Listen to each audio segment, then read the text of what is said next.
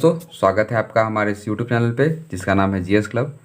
तो दोस्तों, इससे पहले मैंने एक वीडियो डाला था जिसमें मैंने क्राउन वर्सेस लूसेंट का रिव्यू किया था कि दोनों में से कौन सा अच्छा है, और आप लोगों से पूछा था कि किसका सीरीज स्टार्ट किया जाए। तो बहुत सारे मैसेज मुझे आए क्राउन का।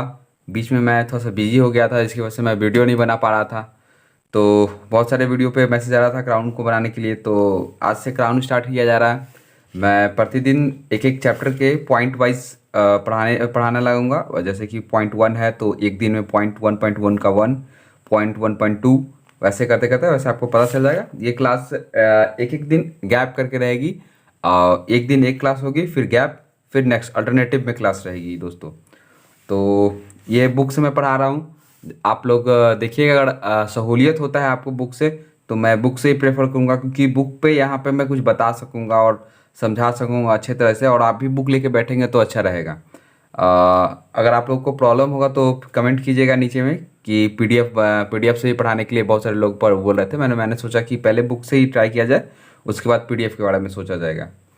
तो चलिए बिना देरी किए फिर स्टार्ट करते हैं। ये सबसे पहले हम लोगों को जानना है भारतीय इतिहास के बारे में कि इतिहास है क्या। तो यहाँ इसके ये पॉइंट 1 में है प्राचीन भारत का इतिहास के स्रोत जानने से पहले इतिहास है क्या उसके बारे में जानना है।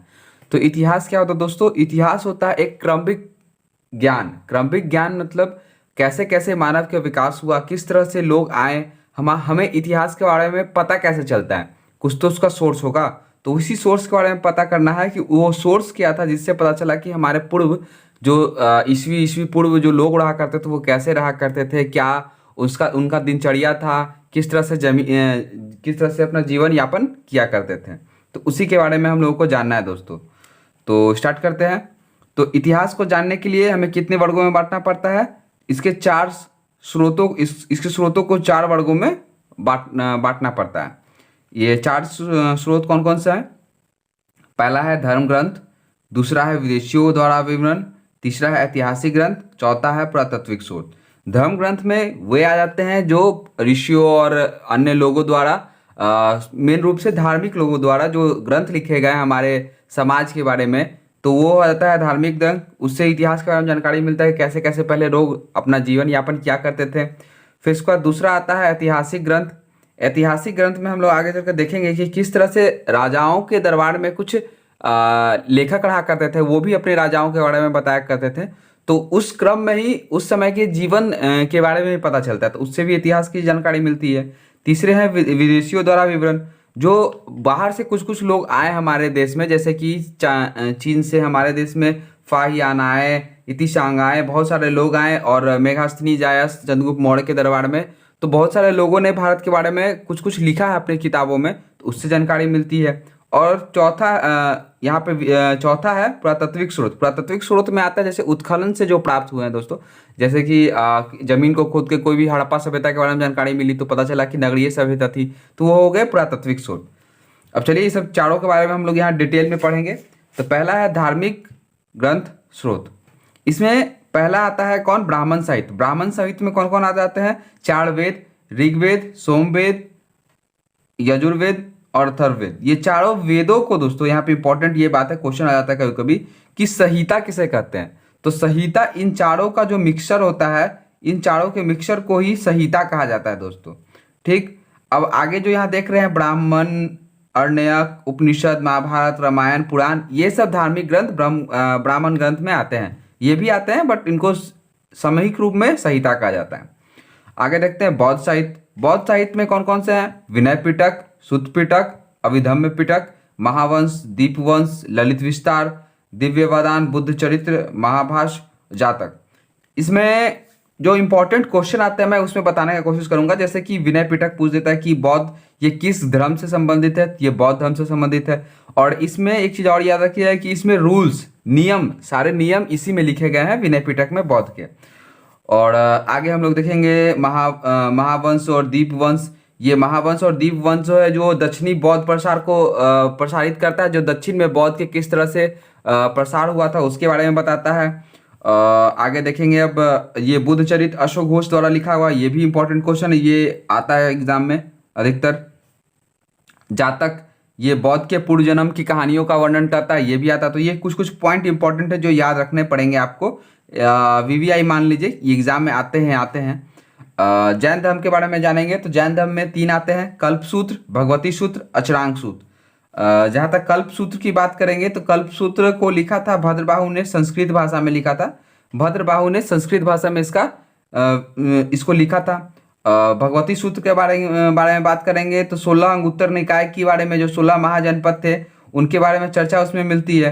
अचरांग सूत्र में जो जैनियों के द्वारा जो उनके क्रियाकलाप हुआ करते थे उसके बारे में लिखा गया है अचरांग सूत्र में। ये थे धार्मिक ग्रंथ। इसमें इंपॉर्टेंट पॉइंट जो था मैंने बता दिया। अब आगे हम लोग बढ़ते हैं ऐतिहासिक साहित्य स्रोत में। ऐतिहासिक स्रोत में आप यहाँ पे याद रखिएगा दोस्तों कि यहाँ पे आपको इंपॉर्टेंट क्वेश्चन क्या हो जाता है कि जैसे ये बुक है राजतरंगिणी, तो इसके लेखक का नाम पूछ जाएगा। इंपॉर्टेंट है ये। राजतरंगिणी किसके द्वारा लिखा गया, तो कल्हण के द्वारा लिखा गया है। पृथ्वीराज रासो किसके द्वारा लिखा गया है, तो चंद्रबरदाई द्वारा लिखा गया है। हर्षचरित किसके द्वारा लिखा गया है, तो बाण भट्ट के द्वारा लिखा गया है। मुद्रा राक्षस विशाख दत्त। अर्थशास्त्र कौटिल्य द्वारा, जिसको आगे चल के हम लोग जानेंगे कि इसके बहुत सारे नाम थे, जैसे चाणक्य भी इन्हीं के नाम थे, विष्णुगुप्त बचपन का इनका नाम था कौटिल्य का।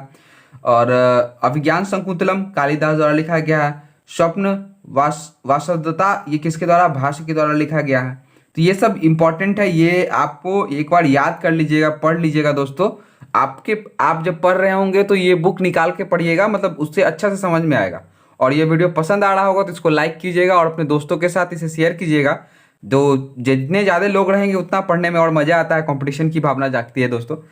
चलिए देखते हैं आगे हम लोग। कुछ राजाओं द्वारा रचित साहित्य के बारे में भी हम लोग पढ़ लेते हैं कि कुछ राजाओं ने भी साहित्य में अपना योगदान दिया है। उनमें कौन कौन है, तो सातवाहन वंश के राजा हाल हैं जिनके द्वारा गाथा सप्तऋषि लिखा गया है। महेंद्र वर्मन पल्लव वंश के शासक थे जिन्होंने मत विलास प्रहसन ने लिखा है। आगे देखिए, ये इंपॉर्टेंट नहीं है बट यहाँ पे ये इंपॉर्टेंट बहुत है दोस्तों। ये हर्षवर्धन बहुत ज़्यादा इंपॉर्टेंट है, क्योंकि इससे कभी क्वेश्चन नहीं हमेशा आ जाता है क्वेश्चन कि इनमें से कौन हर्षवर्धन द्वारा लिखा नहीं है। या फिर ये जो प्रियदर्शिका है ये इंपॉर्टेंट है, ये आ जाता है कि किसके द्वारा लिखा हुआ है। रत्नावली भी इन्हीं के द्वारा लिखा हुआ है, नागानंद भी लिखा हुआ है, तो ये याद रखने का कोशिश कीजिएगा। सोमेश्वर चालुक्य वंश के शासक थे, उनके द्वारा क्या लिखा गया, मानसोलास लिखा गया है। अब यहाँ साहित्यिक शोध ग्रंथ के कुछ प्रमुख तथ्य मान लेते हैं कि जो हमने पढ़ा है उसके बारे में कुछ कुछ जानकारी हमें मिलने। तो क्या क्या है, राजतरंगिणी जो कि संस्कृत भाषा में लिखा गया है। और यहाँ पे ये भी याद रखिए किसके द्वारा लिखा गया, तो ये कल्हण के द्वारा लिखा गया। पहली बार ऐतिहासिकता की झलक इसी ग्रंथ में मिलती है। मतलब इतिहास के बारे में जानकारी के बारे में अगर कहा जाए तो सबसे पहले इसी से जानकारी हम लोगों को मिली थी इतिहास की। अब आगे यहाँ पे देखेंगे, महावंश और दीपवंश किससे संबंधित है, तो बौद्ध ग्रंथ से। मतलब कि यहाँ बौद्ध ग्रंथ नहीं दोस्तों, मैं क्वेश्चन बनाने की कोशिश कर रहा हूँ। क्वेश्चन में क्या आता है कि महावंश और दीपवंश किस धर्म से संबंधित है, तो यहाँ पे कहा जाएगा कि बौद्ध धर्म से संबंधित है। और मैंने पहले ही बता दिया था यहाँ पे कि दक्षिणी बौद्ध विस्तार के बारे में बताता है। ललित विस्तार, ये भी क्वेश्चन आता है, ललित विस्तार कौन से धर्म से है, तो ये भी बौद्ध ग्रंथ से है। और इसकी रचना कहाँ हुई थी दोस्तों, इसकी रचना नेपाल में हुई थी। तो ये इंपॉर्टेंट थोड़ा सा मान लीजिएगा इसको, अगर क्वेश्चन आ जाए कि ललित विस्तार की रचना कहाँ हुई थी, तो नेपाल में हुई थी। पाणिनि ने पहले संस्कृत व्याकरण अष्ट अध्याय की रचना की थी। तो अष्ट अध्याय की रचना किसने की थी, तो पाणिनि ने की थी। इसमें मौर्य काल के सामाजिक जीवन के वृत्तांत मिलते हैं। मतलब क्या, इस बुक में मौर्य काल में जिस तरह से लोग रहा करते थे उसकी जानकारी प्राप्त होती है। पतंजलि ने महाभाष्य की रचना की, महाभाष्य की रचना की थी जो कि पाणिनि के अष्ट अध्याय पर आधारित थी। मतलब जो पाणिनि ने अष्ट अध्याय लिखा था उस पर एक तरह का ये टीका था। क्वेश्चन भी आता है कि पाणिनि के अष्ट अध्याय पर टीका किसने लिखा, तो पतंजलि ने, जिसका नाम था महाभाष्य। ऐतिहासिक महत्व के प्रथम ग्रंथ की रचना हर्ष के दरबारी कवि बाण भट्ट ने हर्षचरित के रूप में की। मतलब क्या कि हर्ष का जो जैसे कि आत्मकथा होती है, बायोग्राफी, वो किसने लिखा, हर्षचरित ने। हर्षचरित नाम का बुक में लिखा गया था किसके द्वारा, तो बाण भट्ट के द्वारा। अर्थशास्त्र जो कौटिल्य, चाणक्य और विष्णुगुप्त, उन्हीं का नाम था, ने लिखा। मौर्यकालीन राज्य व्यवस्था का चित्रण है। ये इनके गुरु थे चंद्रगुप्त मौर्य के। और कौटिल्य नाम की जो व्यक्ति थे, मतलब जो गुरु थे उनके, चाणक्य विष्णुगुप्त, उन्होंने अर्थशास्त्र लिखा था। बहुत लोग कंफ्यूज जाते हैं कि अर्थशास्त्र इकोनॉमिक्स से संबंधित है, बट ये इकोनॉमिक्स से नहीं, पॉलिटी से संबंधित है। जो राज्य व्यवस्था थी वहाँ के, वो उससे संबंधित है। आगे चलते हैं विदेशियों के द्वारा विवरण। जो विदेशी हमारे देश में आए उनके द्वारा क्या क्या लिखा गया हमारे समाज के बारे में, वो सब देख लेते हैं। चलिए यहाँ पे देख लेते हैं हम लोग आगे। तो यूनानी लेखक अब हेरोडोटस, यहाँ सबसे पहले हम लोग को ये भी जानना चाहिए कि हेरोडोटस को क्या कहा जाता है, तो इतिहास का पिता कहा जाता है। हेरोडोटस को इतिहास का पिता कहा जाता है। इन्होंने हिस्टोरिका नामक पुस्तक की रचना की थी। हिस्टोरिका नामक पुस्तक की रचना की थी, इसलिए इसको इन्हें इतिहास का पिता कहा जाता है। और इतिहास के बारे में जानकारी प्राप्त करने का पहले जिज्ञासा यही समाज ने विकसित किए थे, इसलिए। आगे चलिए, आगे हम लोग देखते हैं। मेगास्थनीज। मेगास्थनीज कौन? मेगास्थनीज सेल्यूकस के राजदूत थे के रूप में चंद्रगुप्त मौर्य के दरबार में रहा करता था तथा इंडिका की रचना की। यह मूल रूप से अप्राय है, लेकिन इसके उदाहरण अनेक विख्यात लेखकों की रचनाओं में आए हैं। तो मेगास्थनीज के इसमें एक ही पॉइंट ज़्यादा इंपॉर्टेंट था, 2-3 पॉइंट, कि जैसे कि मेगास्थनीज किसका राजदूत था, तो ये सेल्यूकस निकेटर का राजदूत था। ठीक, किसके दरबार में रहा करता था, तो चंद्रगुप्त मौर्य के दरबार में रहा करता था। और इसने किस चीज़ की रचना की, तो इसने इंडिका नामक पुस्तक की रचना की थी। ये याद रखिएगा, ये 3 पॉइंट जो है वो VVI है, ये क्वेश्चन आते हैं अधिकतर। तो मैं समरी बताने का कोशिश कर रहा हूँ, 1 बाई लर्न मुझे तो पढ़ा हुआ है, बट मैं समरी बताने का कोशिश कर रहा हूँ, तो जिससे आपको आसानी हो समझने में। अज्ञात लेखक। अज्ञात लेखक में ये याद रखिएगा कि यह अज्ञात लेखक था, यूनान का लेखक था यह अज्ञात। और इसी ने सबसे पहले भारतीय बंदरगाहों, प्राकृतिक स्थिति व व्यापार पर प्रकाश डाला था। और इस बुक का नाम क्या था, द पेलिपस ऑफ द एरेथियन सी। ये तो नाम कम आता है, बट कम आता है, बट ये नाम बहुत ज़्यादा आता है, लाल सागर का विवरण। लाल सागर का विवरण किसके द्वारा लिखा गया, तो अज्ञात लेखक था, उसके द्वारा लिखा गया है। तो ये पॉइंट यहाँ याद रखिएगा। टॉलमी। टॉलमी याद रखिएगा, टॉलमी की ज्योग्राफी, मैंने एक वर्ड बना लिया है, एक सेंटेंस बना लिया है, टॉलमी की ज्योग्राफी। कब लिखा गया है, 150 ईस्वी में के आसपास लिखा गया। प्राचीन भारत के भूगोल के बारे में जानकारी मिलता है। किसके बारे में, भूगोल के बारे में और वाणिज्य के बारे में जानकारी मिलता है। स्ट्रैबो। स्ट्रैबो के बारे में जान लें। स्ट्रैबो ने मेगास्थनीज के विवरण को काल्पनिक माना है। किसने काल्पनिक माना है, स्ट्रैबो ने। मेगास्थनीज का जो विवरण था वो क्या था, इंडिका नामक पुस्तक के द्वारा लिखा गया था, भारत के रूप में विवरण। तो चलिए अब आगे देखते हैं। रोमन लेखक। कुछ दिक्कत होगा दोस्तों तो बताइएगा, मैं कोशिश करूंगा अगले वीडियो में से सॉल्व करने का। तो अगर आपको ये वीडियो पसंद आ रहा हो तो लाइक कीजिएगा और अपने दोस्तों के साथ शेयर कीजिएगा, और जो इसमें दिक्कत लग रहा हो वो कमेंट बॉक्स में जाके ज़रूर बताइएगा आप लोग। चलिए अब आगे देखते हैं हम लोग रोमन लेखक के बारे में। प्लिनी। प्लिनी को नेचुरल हिस्टोरिका, अब यहाँ पे एक कन्फ्यूजन आता है, हिस्टोरिका कभी कभी नेचुरल हिस्टोरिका। तो हिस्टोरिका नामक बुक किसने लिखा था, हमने पहले भी यहाँ पढ़ा था कि हेरोडोटस ने हिस्टोरिका नामक बुक लिखा था। और यहाँ जैसे ही नेचुरल हिस्टोरिका आ जाएगा तो ये प्लिनी द्वारा लिखा गया है। ठीक, भारत और इटली के बीच होने वाले व्यापार से संबंधों की जानकारी मिलता है। किसके किसके बीच, भारत और इटली, सिर्फ भारत और इटली के बीच होने वाले व्यापारों के बारे में जानकारी किससे मिलती है, तो प्लिनी के नेचुरल हिस्टोरिका नामक पुस्तक से। आगे चलिए हम लोग देखते हैं दोस्तों चीनी विवरण। चीनी पर्यटक भारत में बौद्ध धर्म के अध्ययन तथा बौद्ध तीर्थ के दर्शन करने आते थे। मतलब क्या कि वो यहाँ पे आते थे सिर्फ बौद्ध धर्म के बारे में जानकारी लेने के लिए, और किस तरह से यहाँ पे बौद्ध धर्म के बारे में प्रचार प्रसार हो रहा है उसके बारे में जानने के लिए। और यहाँ पे एक बौद्ध यूनिवर्सिटी भी था, नालंदा यूनिवर्सिटी, जहाँ बौद्ध धर्म के बारे में बहुत सारी जानकारी मिलती थी। उससे संबंधित क्षेत्र भी था, इसलिए ज़्यादा लोग यहाँ आया करते थे। चीनी विवरण में देखा जाए कौन कौन से हैं, तो सबसे पहले चीनी पर्यटक भारत आए, ये तो पता ही है। फिर उसका इसमें पहला नाम देख लेते हैं हम लोग किसका, तो पहला है फाहियान का। यह चंद्रगुप्त द्वितीय गुप्त शासक के शासनकाल में भारत आया। 5वीं सदी के प्रारंभ में उसने फूकोकी की रचना की, जिसमें गुप्त काल में भारत के सामाजिक आर्थिक और धार्मिक स्थिति पर प्रकाश डाला है।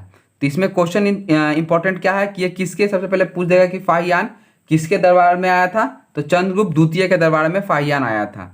और इसने किसकी रचना की, तो फूकोकी की रचना की। फूकोकी की बुक थी, उसकी रचना की। और वो किस पे प्रकाश डाला, सामाजिक, आर्थिक और धार्मिक पे। तो इंपॉर्टेंट है यहाँ पे, ये बुक का नाम फूकोकी किसके द्वारा रचित है, तो ये फाहियान का। और किसके दरबार में आया, तो चंद्रगुप्त द्वितीय के दरबार में ये आया था।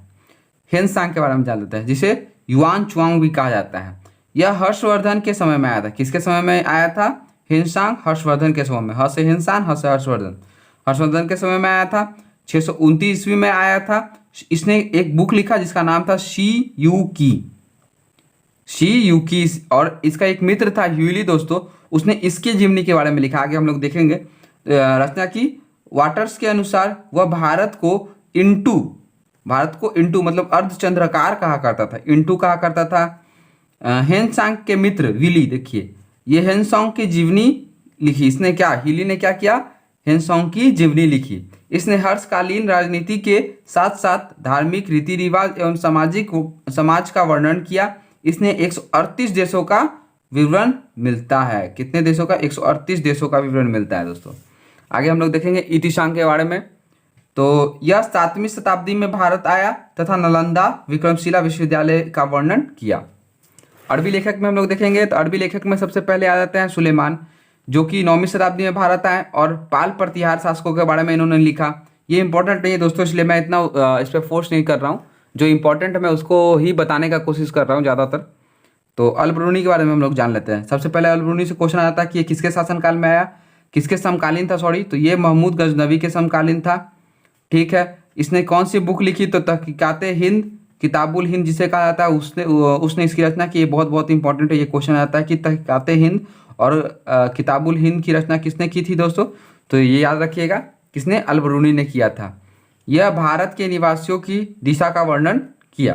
पुरातात्विक स्रोत में आते हैं। अभी तक हम लोग 3 स्रोत पढ़ चुके हैं। पुरातात्विक स्रोत के बारे में जानेंगे जो उत्खनन से प्राप्त हुए हैं।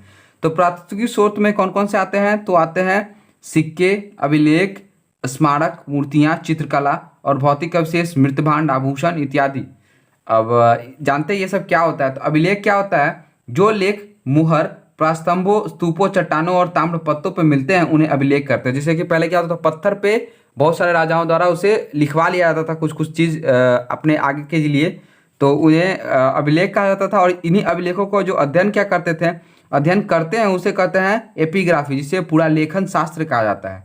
और उसी अभिलेख का जो डेट जानना हो तो उसके अध्ययन को पॉलीगोग्राफी कहा जाता है। तो याद रखिएगा, अभिलेख क्या होता है? जो पत्थर पे गुदे हुए कुछ संदेश होते हैं उसे अभिलेख कहते हैं। उसके बारे में अध्ययन को एपिग्राफी करते हैं और उसके डेट के अध्ययन को पॉलीग्राफी करते हैं। ठीक, अब न्यूमस्टिक क्या होता है? कि सिक्कों का अध्ययन करते हैं। मुद्रा शास्त्र जिसे कहा जाता है, मुद्रा मतलब रुपया, पैसा, और उसके अध्ययन को मुद्रा शास्त्र कहा जाता है। चलिए सिक्के के बारे में हम लोग जानते हैं। भारत में प्राचीन सिक्के को क्या कहा गया है? पंचमार्क क्वाइन कहा गया है, जिसे आहत सिक्के भी कहा जाता है। ठीक, साहित्य में इन सिक्कों को कशार्पण भी कहा गया है। तो याद रखिएगा, कशार्पण किसे कहा गया? सिक्कों को। पुराने सिक्के तांबे, चांदी, सोने और शीशे के बनते थे। आरंभिक शासकों में कुछ प्रतीक मिलते थे, पर बाद में सिक्कों पर राजाओं और देवी देवताओं के नाम तथा तिथियां उल्लेखित मिलती है। पहले तिथि नहीं हुआ करती थी, कुछ कुछ जैसे पेड़ पौधे, कुछ हर किसी भी चीज़ का एक फोटो बना के पंच कर दिया जाता था, मतलब उस पर एक आहत मतलब कि एक ठप्पा दे दिया जाता था जिससे उस पर आकार आ जाता था। तो उसी को पहले चलता था, पर बाद में राजाओं के नाम, डेट और भगवान की मूर्तियां ये सब बनने लगी। सोने के लिखित सिक्के सर्वप्रथम किसने बनाए? तो कुषाण शासकों ने सबसे पहले सोने के सिक्के बनाए। ठीक, गुप्त शासकों ने सबसे अधिक सोने के सिक्के बनाए। याद रखिएगा, पूछा गया कि प्रथम और सबसे शुद्ध किसने बनाया? तो कुषाण शासकों ने बनाए। गुप्त शासकों द्वारा सबसे अधिक सोने के सिक्के बनाए गए। समुद्रगुप्त ने क्या किया था? वीणा बजाते हुए सिक्के अपनी फोटो डलवाई थी सिक्के पे। आगे देखेंगे, अब देखेंगे सतवाहन के बारे में। सतवाहनों ने क्या किया? शीशे के सिक्के, सतवाहन शीशा, तो सतवाहन ने शीशे के सिक्के जारी किए। पोटीन के भी कभी कभी नाम आ जाता है, तो याद रखिएगा पोटीन। गुप्त काल में स्वर्ण सिक्कों को दिनार कहा जाता था। ये आपका ASI में क्वेश्चन भी आया था दोस्तों कि गुप्तकालीन स्वर्ण सिक्कों को क्या कहा जाता था? तो दिनार कहा जाता था। एवं चांदी के सिक्कों को रूपक कहा जाता था। याद रखिएगा, ये इंपॉर्टेंट है कि सोने के सिक्के को दिनार और चांदी के सिक्कों को रूपक कहा जाता था। अभिलेख के बारे में हम जान लेते हैं। अभिलेख मोहरों, प्रास्तंभों, चट्टानों और ताम्र पत्तों पर मिलते हैं तथा मंदिर की दीवारों पर, ईंटों पर या मूर्ति पर भी मिलते हैं। मतलब अभिलेख जो बताया कि कुछ संदेश लिखा रहता है, उसके बारे में जानकारी मिलता है। तो ये हर एक चीज़ पर लिखा जाता था, मंदिर की ईंट पर, पत्थर पे, चट्टानों पे, किसी भी चीज़ पर लिखा जाता था। सबसे अधिक अभिलेख कहाँ संग्रहित हैं? तो मैसूर के संग्रहालय में यह संग्रहित हैं सबसे अधिक अभिलेख। मौर्योत्तर और गुप्त काल के अधिकांश अभिलेख कार्पस इंस्क्रिप्शन इंडिकेरम में लिखा हुआ नामक ग्रंथ में संकलित है। ठीक, फिर उसके बाद आगे देखते हैं। अभिलेखों में प्रयुक्त लिपियाँ। अब लिपि कौन कौन से आते हैं? तो लिपि में आता है सबसे पहले प्राकृत, फिर दूसरा ब्राह्मी, फिर उसके बाद खरोष्टी और चौथा अरमाइक या यूनानी एवं अरमाइक लिपि कहा जाता है। तो प्राकृतिक लिपि क्या है? प्राकृत लिपि आरंभिक अभिलेख प्राकृत लिपि में लिखा गया था दोस्तों। ब्राह्मी लिपि, अब देखिए इसमें इंपॉर्टेंट क्वेश्चन क्या आता है कि पूछ देता है कि ब्राह्मी लिपि किस ओर से किस ओर लिखा जाता है। तो याद रखिएगा, ब से ब्राह्मी और ब से बाएं, तो बाएं से दाएं लिखा जाता है ब्राह्मी। खरोष्टी के बारे में बात करेंगे तो उसका अपोजिट कर देगा, दाएं से बाएं कर दिया जाता है इसको। और अरमाइक के बारे में जान लें तो अरमाइक क्या है? पाकिस्तान और अफगानिस्तान में अशोक द्वारा जो लिखा गया अभिलेख था, जो शिलालेख था और स्तंभ लेख था, उसमें इस लिपि का उपयोग किया गया है। अब यहाँ पे देख लेंगे 14वीं शताब्दी में फिरोज शाह तुगलक को अशोक के दो अभिलेख कौन मेरठ के उत्तर प्रदेश एवं टोपड़ा हरियाणा में मिले हैं, जिन्हें दिल्ली में लाया गया। किसने लाया दिल्ली में? फिरोज शाह तुगलक ने लाया था दिल्ली में। 1837 में जेम्स प्रिंसेप ने इन शिलालेखों को ब्राह्मी लिपि का शब्द मतलब कि 1837 में सबसे पहले जेम्स प्रिंसेप ने क्या किया कि अशोक के जो अभिलेख थे उसको पढ़ा था। सबसे पहले अशोक का अभिलेख किसने पढ़ा? तो जेम्स प्रिंसेप ने। कब? 1837 में।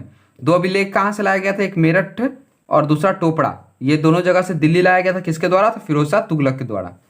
अब महत्वपूर्ण अभिलेख एवं उनके शासक, तो याद रखने वाली चीजें ये इंपॉर्टेंट है कि समुद्रगुप्त शासक और उनके अभिलेख कौन से है? तो प्रयाग प्रशस्ति, एरन अभिलेख।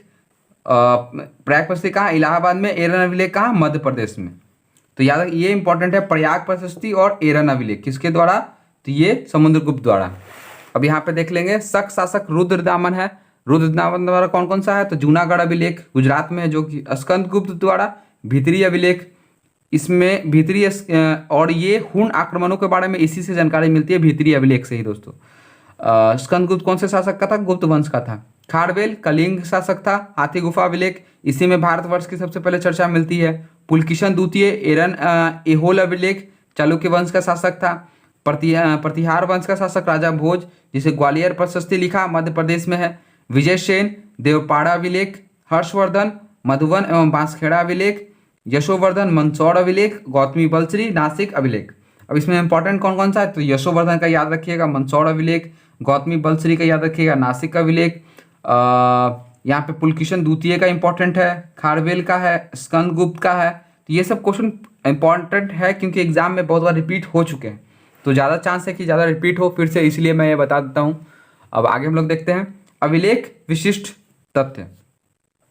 रुद्रदामन का जूनागढ़ अभिलेख संस्कृत भाषा में जारी प्रथम अभिलेख है। तो प्रथम संस्कृत अभिलेख कौन सा है? तो रुद्रदामन का जूनागढ़ अभिलेख। पुलकिशन द्वितीय का एहोल अभिलेख उसके दरबारी कवि रवि कीर्ति द्वारा लिखा गया। तो पूछ दिया कि एहोल अभिलेख किसके द्वारा रचित है?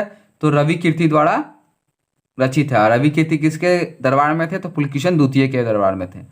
अशोक के प्रयाग स्तंभ में कारुवाकी एवं तीवर का उल्लेख है। किसका? कारुवाकी और तीवर का उल्लेख है।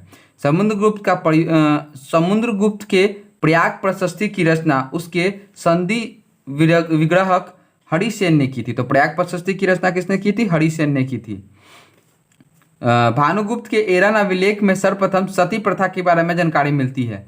किसके बारे में? सती प्रथा। इंपॉर्टेंट है बहुत ज़्यादा कि सती प्रथा के बारे में जानकारी कहाँ मिलती है? तो एरन अभिलेख में। कौन सा? गोपराज नामक सैनिक की पत्नी का लिखित साक्ष्य प्राप्त होता है। चंद्रगुप्त द्वितीय के उदयगिरी गुहा लेख के अनुसार उसके उद्देश्य संपूर्ण पृथ्वी को जीतना था। तुमुन अभिलेख में कुमार गुप्त प्रथम को शरदकालीन सूर्य की तरह बताया गया है। शरदकालीन सूर्य की तरह मतलब सर्दी में जैसे सूर्य होता है उस तरह बताया गया है। किसमें? तुमुन अभिलेख में। स्कंदगुप्त के भीतरी अभिलेख में हुनों के आक्रमण के बारे में बताया गया। मैंने पहले बताया हुनों के आक्रमण के बारे में। भीतरी अभिलेख किसके द्वारा? स्कंदगुप्त।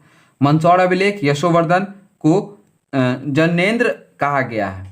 चंद्रगुप्त द्वितीय के विजय का वर्णन मेहरौली लौह स्तंभ अभिलेख में किया गया है। तो ये इंपॉर्टेंट था। चलिए अब यहाँ हम लोग देखते हैं आगे विदेशी अभिलेख, जो विदेशों में मिले हैं अभिलेख, उसके बारे में थोड़ा सा जान लेते हैं। तो बोकाज को यह अभिलेख कहाँ? मध्य एशिया से पाया गया है। कब का है यह अभिलेख? 1400 ईस्वी का है। और इसे प्राप्त संधि पत्र अभिलेख में वैदिक देवती देवताओं कौन से? तो इंपॉर्टेंट इसमें होता है कि कहाँ से प्राप्त? एशिया से। कब? 1400 में। और कौन से देवताओं का चर्चा है इसमें? तो मित्र, वरुण, इंद्र, नाशत्य। कौन कौन? मित्र, वरुण, इंद्र और नाशत्य। इंपॉर्टेंट है, याद रखिएगा। चारों देवताओं का पूछ देता है कि कौन से चार देवताओं का इसमें चर्चा नहीं है ऑप्शन में देखे, तो इसमें चार देवता कौन जिनकी चर्चा है? मित्र, वरुण, इंद्र और नाशत्य। हेलियोडोरस यूनान राजदूत था, यूनानी राजदूत के बेसनगर विदिशा के गरुड़ स्तंभ लेख भागवत धर्म वासुदेव की आराधना की जानकारी मिलती है। इसे आगे चल के कहा गया, ये अभिलेख देखकर कि हेलियोडोरस ने क्या किया था, आगे चल के भागवत धर्म को स्वीकार कर लिया गया था, क्योंकि इसके गरुड़ स्तंभ अभिलेख में भागवत धर्म के बारे में जानकारी प्राप्त होता है, इसलिए यह बात कहा गया है। प्राचीन भारत इतिहास के आधुनिक लेखक कौन कौन है? 1776 ईस्वी में मनुस्मृति को अंग्रेजी अनुवाद किसने किया? इसका नाम था, सॉरी, अंग्रेजी अनुवाद का नाम क्या था? A code of the Gentoo laws. ये अंग्रेजी अनुवाद था किसका? मनुस्मृति का। ये क्वेश्चन आता है दोस्तों बहुत ज्यादा। अ कोड ऑफ जेंटुलो किसके बारे में लिखा गया? ये किसका अंग्रेजी अनुवाद है? तो मनुस्मृति का। सबसे पुराना मनुस्मृति है भागवत धर्म का। स्मृति सबसे पुराना मनुस्मृति ही को माना जाता है। Sir William Jones Asiatic Society of Bengal के संस्थापक थे। 1789 में अभिज्ञान शकुंतलम का अंग्रेजी में अनुवाद किया था। तो सबसे पहले सर विलियम जोन्स ने क्या किया? अभिज्ञान शकुंतलम का अंग्रेजी में अनुवाद किया और इसने एशियाटिक सोसाइटी ऑफ बंगाल की भी स्थापना की थी। विल्किंस ने 1785 में भगवत गीता का अंग्रेजी में अनुवाद किया था। किसने? विल्किंस ने। कब? 1785 में भगवत गीता का अनुवाद किया था। विंसेंट आर्थर स्मिथ की पुस्तक अर्ली हिस्ट्री ऑफ इंडिया के प्राचीन भारत की सुव्यवस्थित इतिहास प्रस्तुत करता है। ब्रिटिश इतिहासकार A.L. बैसम और वंडर दैट वाज इंडिया लिखी। तो ब्रिटिश इतिहासकार ने कौन कौन लिखा? एल बैसम ने क्या किया? वंडर विथ वाज इंडिया नामक बुक को लिखा था। डीडी कॉम्बोबी की कृति in indication to the study of Indian history, प्राचीन भारत के इतिहास के बारे में जानकारी एक उत्तम स्रोत है। इंपॉर्टेंट, ये सब उतना इंपॉर्टेंट नहीं है दोस्तों। इसमें इंपॉर्टेंट जो है वो है विल्किंस द्वारा भगवत गीता, फिर एशियाटिक सोसाइटी की स्थापना किसके द्वारा? जोन्स के द्वारा। अभिज्ञान शकुंतलम किसके अंग्रेजी अनुवाद? तो विलियम जोन्स के द्वारा। द कोड ऑफ जेंटुलो, ये सब इंपॉर्टेंट है, तो ये सब याद करने की कोशिश की जाए। ये पढ़ लीजिएगा कि एग्जाम में अगर बाई चांस आ जाए तो, बट कम चांस से, अधिकतर बार यही सब क्वेश्चन आते हैं, रिपीट ज़्यादा होते हैं। महत्वपूर्ण रचनाएं एवं लेखक के बारे में जान लेते हैं। तो ये बहुत सारे लेखक के बारे में दिया गया है, मैं एक बार पढ़ दूंगा, बट आपको याद करने का अगर इंपॉर्टेंट बात किया जाए तो मैं आगे बता दूंगा। जैसे कि विज्ञानेश्वर है, मिताक्षर द्वारा लिखा गया, ये इंपॉर्टेंट है। फिर उसके बाद कालिदास, अभिज्ञान शकुंतलम, इनके बारे में तो ये तो सभी जान लीजिए। अभिज्ञान शकुंतलम, कालिदास, ये लिखा गया है। विशाख दत्त द्वारा क्या? मुद्रा राक्षस और देवी चंद्रगुप्त गुप्तम भी लिखा गया है, तो ये इंपॉर्टेंट है, कालिदास और विशाख दत्त। फिर मिक्ष कटकम किसके द्वारा? तो शूद्रक के द्वारा लिखा गया है। वत्स्यदान कामसूत्र किसके द्वारा लिखा गया है? तो वत्स्यदान लिखा गया, ये इंपॉर्टेंट है। फिर उसके बाद बाण्यवाद द्वारा क्या लिखा गया? तो हर्षचरित लिखा गया, पीछे पता हुआ है हम लोग को। फिर उसके बाद इंपॉर्टेंट में भास्कराचार्य द्वारा सिद्धांत शिरोमणि लिखा गया, ये इंपॉर्टेंट क्वेश्चन आता है बार बार। नागसेन के द्वारा मिलिंद पन्हु लिखा गया, ये इंपॉर्टेंट आता है। फिर उसके बाद आगे आता है जयदेव द्वारा गीत गोविंद लिखा गया है। भाष्य द्वारा चारु दत्त स्वप्नवश दत्ता लिखा गया, ये इंपॉर्टेंट है। विष्णुगुप्त द्वारा पंचतंत्र, ये तो सबसे इंपॉर्टेंट है। अश्वघोष द्वारा बुद्धचरित्र और सूत्रालंकार। फिर उसके बाद वेद व्यास द्वारा भगवत गीता और महाभारत। फिर उसके बाद भरत द्वारा नाटकीय शास्त्र लिखा गया, ये भी याद रखिए। वाल्मीकि द्वारा रामायण लिखा गया है। हरिसेन की क्या? बृहद कोश लिखा गया हरिसेन द्वारा। और बिहारी लिखा गया, बिहारी के द्वारा लिखा गया क्या? सतसाई लिखा गया है। तो ये इंपॉर्टेंट था, याद करने को तो आप सारा याद कर सकते हैं, आपके पास भी बुक होगा, बट मैं जो इंपॉर्टेंट था इसमें मैंने वो बता दिया कि क्या क्या इंपॉर्टेंट है जो बार बार आता है एग्जाम में। तो ये आज की रही वीडियो। पॉइंट 1, पॉइंट 2 में हम लोग नेक्स्ट डे इसको कवर करेंगे। आप लोग बताइएगा क्या लगा, कैसा लगा, अच्छा या खराब लगा आप लोगों को, यार कुछ सुधार की इसमें क्या ज़रूरत है। तो आप लोग जैसा होगा हमको बताइएगा कमेंट बॉक्स में, और जितना हो सके तो इसे लाइक कीजिए, शेयर कीजिए अगर पसंद आ रहा हो, और इसे जारी रखना है तो कमेंट में बताइए कि क्या करना है क्या नहीं करना है। चलिए आज के लिए धन्यवाद।